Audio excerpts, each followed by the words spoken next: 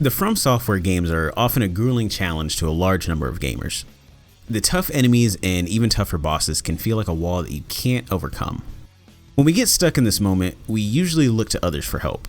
Sometimes that means summoning other players, or sometimes it means looking for other items that can change the tide. Usually that means looking up videos and posts for the strongest weapon, the best spell, or the most broken item. I would say that in most games you wouldn't typically see the fire bombs or other bomb items show up in these videos. Bombs are a niche item that have been persistent throughout the Soulsborne Hero series of games, but haven't historically been seen as strong. Or at least not something that you would focus an entire build around. At least that is until Elden Ring.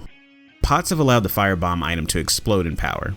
In this video, I want to cover the incredible strength of pots, but to do that, we'll need to start from the beginning. Demon Souls firebombs are going to start us off here. These are probably the worst iteration of firebombs, which makes sense since it was their debut. There is only one type of bomb which does fire damage, and you can hold 99 of them. They can be dropped for the Boletarius soldiers, but if you need a lot of them, the best way to obtain them would be to purchase them from the Dregling merchant for 500 souls. Not the cheapest build for this game, especially since the enemies and bosses don't really give that many souls to begin with. As for the firebomb's overall usefulness, they're not that good. The only boss they seem to be alright for is the first boss, Phalanx. Firebombs are actually a pretty common item to use for this fight in particular, since it's an easy boss and Phalanx is weak to fire damage. Unfortunately, that's about where the firebombs peak. They don't get stronger as you progress through the game, and again, there's only one type of bomb. In Dark Souls, there's two types of bomb items, fire bombs and black fire bombs, both of which inflict fire damage, with the black variants being an upgraded version that deals more damage. It's still not great if what you're fighting is resistant or immune to fire damage, but with a stronger variant, not only does it provide more damage, but it's its own separate item. This means you can carry double the amount of bombs compared to Demon Souls, since both fire bombs and black fire bombs stack to 99. They're also much easier to obtain in Dark Souls.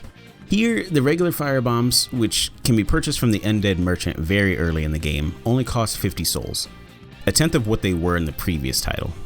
The black fire bombs, which can be bought from the Crestfallen merchant about a third of the way through the game, cost 500 souls. For comparison, a regular soldier in the first area of Demon Souls gives about 20 souls, while a regular soldier in Dark Souls gives about 80. This makes the bomb items a much more viable option to stock up on. As for their effectiveness, the bombs can be pretty strong early game. If you start with black fire bombs, you can take out the Asylum Demon during the first meeting pretty easily.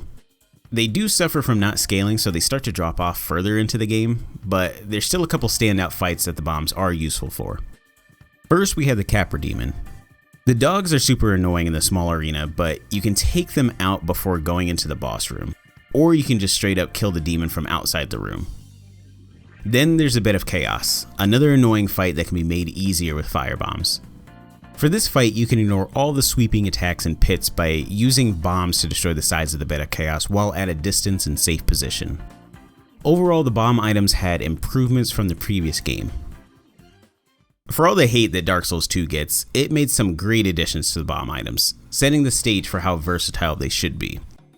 This game not only has fire bombs and black fire bombs, but it also added an assortment of urns that deal damage other than fire. There's a witching urn that deals magic damage, lightning urn that deals lightning damage, and hexing urns that do dark damage. There's also corrosive urns that damage equipment health. I was debating on adding the holy water urns, but they do have a different animation compared to the previous projectiles mentioned, so I'm excluding it from the list. Though I think this makes Dark Souls 2 the first to introduce holy damage into the series. Another huge addition to the bombs in this game is scaling. Being able to increase the effectiveness of these projectiles as you level up and progress through the game greatly extends their longevity in builds. Dark Souls 2 has several attack bonuses based on the type of damage being inflicted. For example, there's the fire attack bonus, which increases the power of fire attacks. Same with magic, lightning, and so on. Fire scales with both intelligence and faith. Magic is just intelligence, lightning is just faith, and dark is going to be whichever the lowest stat is between intelligence and faith. This means that this is the first game where leveling up stats will have a direct impact on how strong the projectiles are. Getting access to the bombs will be similar to Dark Souls. With more types, there are multiple merchants that will need to be visited if you're looking to grab each type. The cost for each bomb on average is going to be more than the previous game, but because of the game's other mechanics, this isn't really an issue. With bonfire aesthetics, you can increase the level of enemies, giving you more souls per kill. And if you just so happen to get an enemy to kill itself, you will have no problem farming souls for your purchases. Bloodborne has a few types of bomb items in the form of Molotov cocktails and urns. We have Molotov cocktails, which are your standard firebomb item, and a few new types. Bloodborne was the first to introduce the rope bomb, called a rope Molotov cocktail. This is a type of bomb that you toss behind you, usually to damage something that might be chasing you. Another introduction to the series is the oil urn. This projectile coats the target in oil, making them take extra damage from fire sources. It nicely complements the Molotov. There's also the delayed Molotov and delayed rope Molotov cocktail. When these are thrown, they have a short delay before they explode. As of creating this video, this type of item has not been seen in the later From Software games. The final cocktail this game has is the Pungent Blood Cocktail, and this item kind of sparked problems for me when writing this video. You see, I want to focus on the bomb-like items, but some items from older games began to change and morph to become bomb items in the later games. The Pungent Cocktail, for example, is used to attract enemies to its thrown location. This is an effect that we see all the way back in Dark Souls with the Alluring Skulls. I didn't talk about the skulls in the Dark Souls section because they weren't really bomb items, and they had a different throwing animation. I don't know, it's a little tougher to classify some of these items. For this one in particular, it was different in older games, and then it changed back to Alluring Skulls in Dark Souls 3, and then it changed back again to a bomb item in the form of pots in Elden Ring, which we'll get to later. Sorry, I was just going back and forth with myself on some items, whether to really include them or not. Just know that if you're thinking, this item does not fit in this category, or why isn't he including this item, it's a bomb-like projectile, that's alright. I was thinking the same thing at one point and ultimately landed here. Now with that hopefully explained, back to how Bloodborne does cocktails. Bloodborne continues the trend of scaling projectiles, with the Molotov scaling with Arcane, introducing some new mainstay variants, and all of them can be purchased from one location as long as you have the required badges. Those being the Powder Keg, Firing Hammer, and Saw Hunter badges. However, this entry also takes a step back in some places. You can only hold 10 bombs of each type. The prices of the bomb items in comparison to the amount of echoes you can easily farm is really high, and for some reason item prices increase as you progress through the game. So even though you might be getting more echoes later on by killing tougher enemies, the price of the Molotovs will increase as well. Dark Souls 3 actually has fewer bomb options than Dark Souls 2, but you can tell they like the ideas that Dark Souls 2 had. So in this game there are fire bombs, black fire bombs, and lightning urns, as well as the rope variants of the regular and black fire bombs. Scaling is also brought forward to this game, with the fire bombs scaling with strength and dex and the lightning scaling in faith. There's also a limit to how many bombs you can carry. 20 for the fire bombs and lightning urns, and 10 for the black fire bombs and both roped variants. Greyrat is a merchant that will sell you fire bombs for only 50 souls. This makes stocking up on these items a lot easier.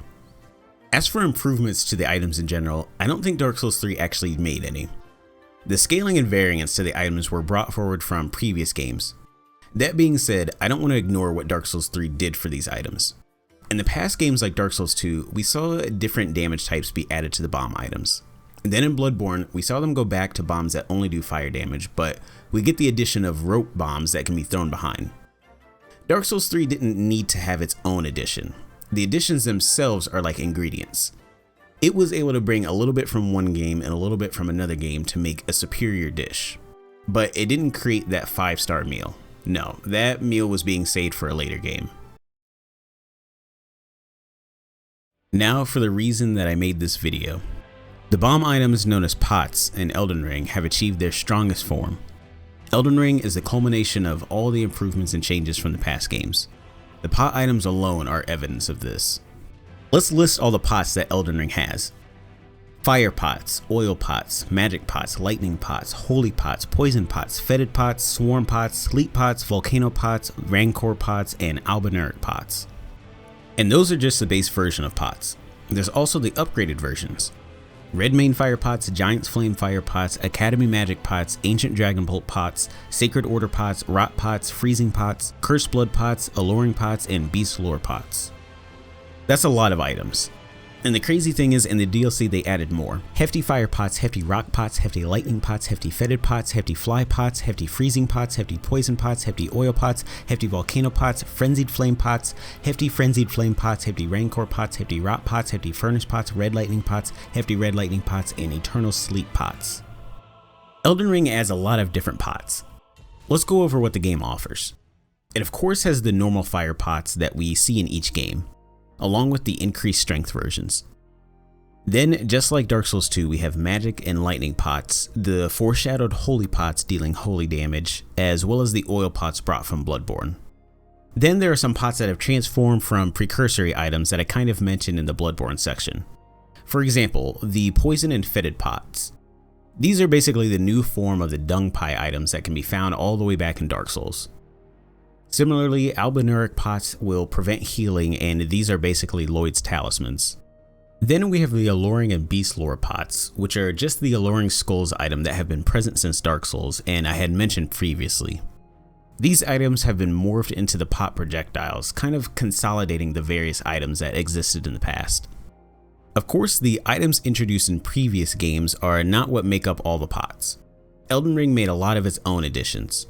Volcano pots deal fire damage, but they leave a lingering cloud at the impact location and deal tick damage to anything within the range.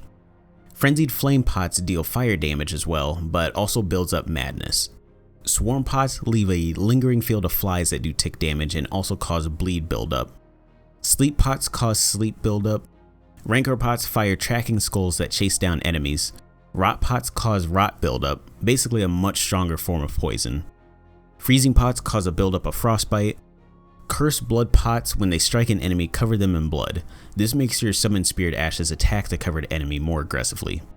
Red lightning pots that deal lightning damage, but the damage also links to nearby enemies. Hefty furnace pots deal fire damage, but also knocks enemies up in the air. And then finally, hefty rock pots, which deal physical damage. And we can't forget about the rope variants for almost all the damage types. The scaling for pots is also carried over into Elden Ring. And with so many variations, there's bound to be at least one pot that fits into a build. Of course, the recent FromSoft games have had limits to how many items you can carry, and Elden Ring is no different. However, this limit is not dictated by an item limit alone. In the past, you would go to a merchant and specifically purchase, say, a firebomb. That's not quite how it works in Elden Ring. Instead, you craft pots using different ingredients. Some of these ingredients can be bought from merchants, however, most of the ingredients are gathered by you throughout the lands between. The ingredients are then combined with a few specific key items. These items are the cracked pot, the hefty cracked pot, and the ritual pot. So for example, the fire pot will need you to combine one mushroom, one smoldering butterfly, and one empty cracked pot. This will use up the mushroom and butterfly, but not exactly the cracked pot. It basically just becomes filled. You are stuffing those ingredients into a container, but once you use that crafted fire pot, you get the cracked pot back, allowing you to fill it again with another set of ingredients. I've seen that this can sometimes be confusing to players, where they don't want to use the pots because they believe that they won't get the cracked pots back. These key items do not get used up when you use them to create pots. Each one of these items your character holds determines how many pots you can have on you. Towards the beginning of the game, you only have about 3 cracked pots. Using the fire ones as an example, this means you can only hold 3 fire pots at a time. You would need to go out and find more of the cracked pots, which allow you in turn to carry more pots. You can only have a total of 20 cracked, 10 ritual, and 10 hefty. So if you had all the key items, you could hold a total of 40 pots. Another cool thing that Elden Ring adds to the game are pot-related items that increase the effectiveness of your projectiles. They created 2 helmets that both increase the power of throwing pots, and there's also a talisman that boosts the potency of your pots. Alright Mace, you've talked a big game about how many additions Elden Ring has made to these items, but are they even good? With using a pot-focused build, I was able to beat the base game and the DLC. So let's take a look at these items a bit closer. There are a few pots and boss fights that I would like to highlight when discussing their strengths. First, let's look at the volcano pots. These things were my bread and butter for the runs I had. Many bosses are large and tend to not know when they're in a damaging field of fire. They were the easiest pots to farm and packed a lot of punch. Some of the more difficult bosses like Morgoth are brought down to half HP with just 7 volcano pots. Frost pots cause a buildup of frostbite that does a chunk of burst damage when full, and it also leaves the target weakened, making them take more damage from all sources for the duration. Almost no boss in the game resisted this and usually caused about 10% of their total health and damage. Some pots had very niche uses, but they were still effective, like the rope madness pots in the NPC fights. The AI will usually be running you down, which means they'll be running right into the bomb's area. Fights like this aren't usually catered to the projectiles, since the AI is usually programmed to dodge them at all costs. What the fuck is that? So having an option to combat that particular design choice is a testament to the pot's effectiveness. The last pots I'd like to highlight are the rot pots. Rot is one of, if not the strongest status effect in the game. So much of the boss's health bar can be depleted just by proccing rot and avoiding getting hit until it runs out. These pots are incredibly strong against super hard bosses like Promise Consort Radon.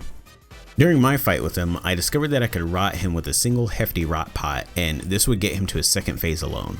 Another status effect that can be applied to a lot of the game's hardest bosses. It wasn't until I decided to dive into the challenge run for Elden Ring that I found out how useful these items can be. I remember being nervous for my first big boss fight of the run, which was Margit. I was thinking, what if I do all this prep work just for the pots to do no damage? I have so few, will I be able to beat him with just the pots? And to my surprise, they were effective. I dare say they were more effective than quite a few of your standard weapons. I hope you learned something from watching this video, and if not, I hope you at least found it entertaining. I would like to do more videos like this, taking deeper dives into more niche topics from the FromSoft games. Thanks for watching.